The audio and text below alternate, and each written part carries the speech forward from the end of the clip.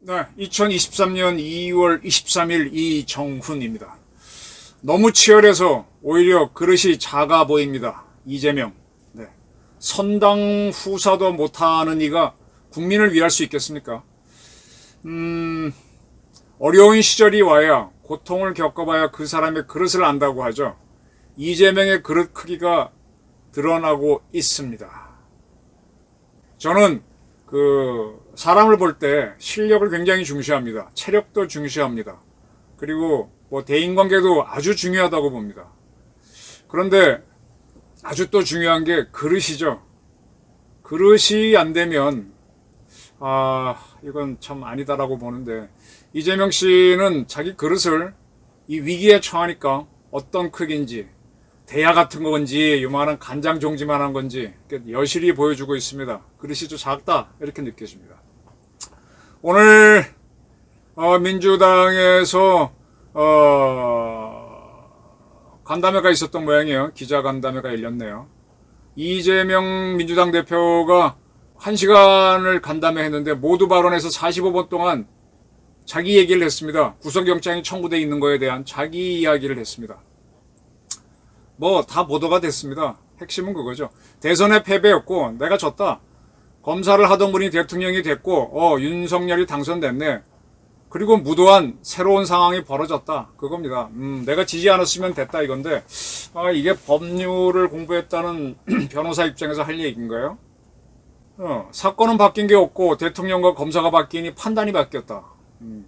이런 얘기. 참 어떻게 코너에 몰린 변호사들이 말재주를 부리는 느낌이 들어요. 제가 늘 몇 차례 말씀드렸듯이 이런 하얀 백지에 키잖아요.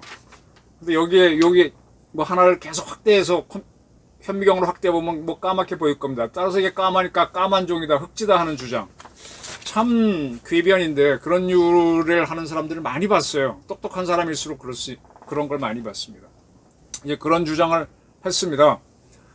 그리고 대장동 의혹에 대해서는 수익의 70%를 환수하지 못해 배임죄라고 했는데, 공공개발을 포기한 LH는 배임 할배죄냐라고 주장했습니다. 이 대장동 개발은요, 이재명 씨가 탁월해서 한 게 아니라 그 전임시장, 그 앞에 사람들도 다 검토했던 겁니다. 근데 공공개발은 공공개발대로 문제가 있고, 민간개발은 민간개발대로 문제가 있고, 서로 이해관계가 얽혀서 쉽게 안 했던 겁니다. LH가 공공개발을 포기했다?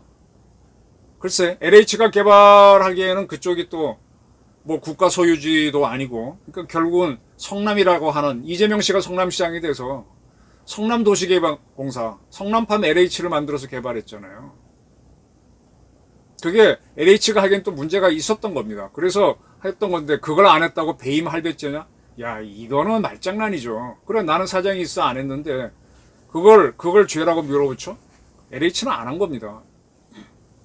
그리고 LH의 공공개발을 포기하라고 한 국회의원, 이명박 대통령은 배임 교사죄냐 그러는데, 거기가 이렇게 불편했던 지역입니다. 그래서 합의를 보기 참 어려웠어요. 땅 주인들도 여러 가지 조건을 내고 까다롭게 걸고 있었고. 그리고 왜 조금밖에 이익을 못 구했냐 그랬는데, 그 환수 조항을 넣으면 부정행위가 발생할 수 있어. 확정행위로 하겠다는 게 내 자신의 방침이었다 그러는데, 그래, 이 논리로 보면 이게 맞지. 근데 다른 논리로 보면 아니죠. 이걸 이제 공공개발을 해놓고 한다 그러놓고 민간개발로 확 돌렸는데, 그러면 그 차익이 많이 난다는 건 누가 봐도 아는 건데, 요걸 요런 논리로 나는 요것 때문에 했다고 주장을 하는 건데요. 그거는 눈 가리고 아웅이죠. 또 이재명 씨 정도 된 사람이 이런 얘기를 하게 되면, 이거는 정말 확정 평양, 문제 있는 심각한 사람입니다. 성남FC권에 대해서도 이 FC는, 성남FC는 미르재단과 다르다. 성남FC는 조례로 만든 산하기관으로 사유화가 불가능하다. 그럼 미르재단은 사유할 수 있었어요? 그런데도 경제공동체로 해서 유죄를 져버리니까 문제였던 거지. 법치를 빙자한 법치의 탈을 쓴 사법사령이 일상이 돼가는 폭력의 시대. 법치를 빙자한 법치의 탈을 쓴 그러한 거를 했던 게 대장동 게이트고 성남 FC 게이트죠. 그리고 쌍방울을 통한 대북 접근이죠. 참 이 사람은 자기 논리만 이야기합니다. 그러니까 이제 이렇게 밀어붙였던 거고 그 논리를 계속 떠들고 있는 거예요. 지금 민주당에서는 이제 뭐 단일 대오 어쩌고 하는데 왜 단일 대오라는 씁니까? 대동단결이라고 그러지. 일심 단결도 있고 왜 북한 용어를 써? 이 주사파가 버글버글하다는 얘기야. 그러면서도 의원총회에서 총의가 모였으니 자유투표를 하겠다. 눈 가리고 아웅인데 이탈표는 나온다는 걸 확실히 알고 있는 거죠. 뭐 자기들 보기에는 이제 저쪽에서 검찰이 쪼개기 영장 청구 이제 백현동 뭐 이런 걸로 한 다음에 또 이제 대북 송금 내고 계속 영장을 치는 거죠. 그때마다 이제 체포동의안 부결 하게 되면 나중에 이제 많은 화살을 맞아서 나쁜 사람이 되는 뭐 그런 것도 염려하고 있다고 합니다. 계속 승부에만 집착하는 겁니다. 승부에만 집착하는 건데 글쎄 객관적으로 보는 조홍천 의원 같은 경우에는 뭐 이번에는 부결시키되 이재명 대표가 모종의 결단을 해라. 그러지 않으면 내년 총선에서 진다 이런 해석도 하고 그 DJ 측근이었던 권노갑 고문은 다음번에 떳떳하게 선당 후사하라. 선당 후사해라. 당을 먼저 봐라. 좀 그릇이 커져라. 뭐 그런 얘기 아닙니까 다들. 아유 한동훈 장관이 던지는 말은 참 이재명한테는 비수입니다. 그렇게 많이 떠드는데 그렇게 할 말 많으면은 판사 앞에 가서 얘기하면 된다. 우석 체포동의안 통과되면 구속 정부심 받는데 그때 가서 얘기해. 거기 가서 얘기해. 판사도 제3의 인물이고 뭐 이렇게 구질구질하게 기자들 앞에 얘기하고 있어. 참 이 이재명 씨 그릇의 한계를 보여주고 있어요. 화가 나겠지. 근데 뭐 능력은 있겠지. 근데 이 그릇이 이렇고 세상 보는 이렇게 정의감 같은 게 없고 나한테 오는 것은 사법 폭력이다 이렇게 얘기하고 그러면 그리고 뭐 김건희 특검을 해야 된다 이렇게 주장하면 이 사람은 정의감이 과연 있는 사람인가. 그리고 그릇도 보지 않습니까? 저라면요 저도 인생에서 억울한 적이 많았습니다. 근데 그 억울함을 맞서서 뚫고 나갈 수도 있었다고 생각하는데 그냥 포기하고 그냥 져준 적도 있어요. 되게 억울했어요. 근데 이거를 잘 져야만 내가 다음에 재기할 수 있다는 생각을 했었습니다. 그때 제가 전력을 다해서 싸웠으면 이길 수도 있겠지만 상대방도 치명적인 타격을 입을 거예요. 뭐 저는 뭐 수지킴 사건이니 뭐 오대양 사건이니 하면서 참 격렬하게 기세 갖고 싸워봤고 뭐 구속도 시켜봤고 구속되는 걸 지켜봤고 하는데 마음이 편치가 않더라고요.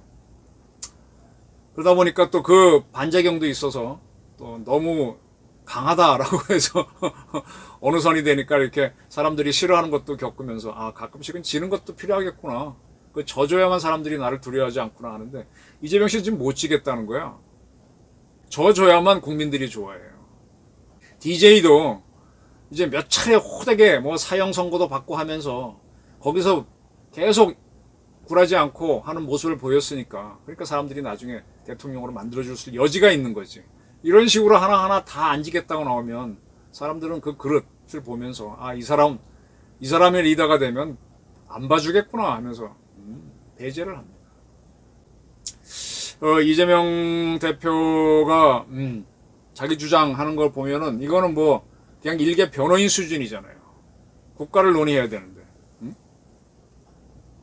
그리고 이 가장 중요한 거는 이 대장동 게이트는 뭐 이재명 씨는 박근혜 정부 때 이미 다 했는데 안 나왔다 그러는데 이 대장동 게이트는 민주당에서 경선을 앞두고 박종명 경기경제신문 기자가 기자수첩을 쓰면서 터져 나왔습니다. 그때까지는 김만배가 법조기자실에서 골프를 쳐주고 돈을 뿌리면서 기사가 안 나오도록 막았다 이거죠.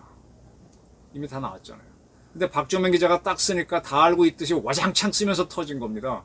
이거는 박근혜 정부랑 상관이 없어요. 문재인 정권에서 터진 겁니다. 그리고 민주당 내부에서 터진 겁니다.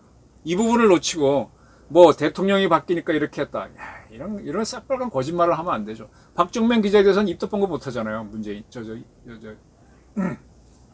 그리고 이재명은. 그리고 유동규 김만배가 이제 진실을 이야기하면서 이게 판이 바뀐 거잖아요. 특히 유동규 씨는 유재일 씨가 하는 유튜브에 나가서까지 쫙 이야기하면서, 김만배도 이제 자기 재산을 잃으니까는 이야기하면서 이 구도가 바뀐 거잖아요. 그 전까지는 그 사람들이 함구를 하고 되면 그럼 이재명의 그런 걸 감춰주겠지만 바뀐 거잖아요. 그리고 대북 게이트도 김성태 쌍방울 전 회장이 진술을 하면서 바뀐 거잖아요. 이젠 네 죄는 네가 받고 내 죄는 내 죄를 받자고 하면서 이 범죄 카르텔, 이 카르텔이 뭡니까? 이재명이 집권을 하게 되면 각자 이익을 볼 수 있었는데 그게 깨져나가는 거잖아요. 그 깨져나가는 걸 보지 않고 뭐 박근혜 정권수 수사를 다 했는데 그때 괜찮은데 왜 그러느냐. 아이고, 범죄 카르텔이 깨졌어. 왜 그걸 얘기 못하냐 이거지. 그럼 이재명은 그릇이 굉장히 작은 사람입니다. 이 치열하게 답변하다 보니까 오히려 그릇이 드러납니다. 차라리 이럴 때 묵묵히 쏟아지는 비를 맞는 모습 보이면 그게 불쌍해서라도 지지하는 사람이 나올 텐데.